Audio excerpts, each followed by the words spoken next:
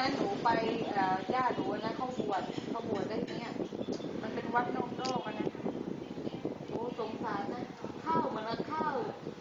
ไม่ใช่ข้าวล้วนๆมีเหมือนมีน้ำมีอะไรก็กินหมดเลยไม่เหลือนะน้ำที่เราล้างถ้วยล้างจานอ่ะกินหมดเลยวันนั้นแล้วพออยู่อีก2-3 วันหนูก็บอกย่าหนูแล้วเวลาจะไปเยี่ยมที่วัดอ่ะซื้ออาหารเม็ดให้2 กระสอบก็ของแม่โคมันได้แพงเหรอนะเอาเอ็นดูนี่ลุงแบบ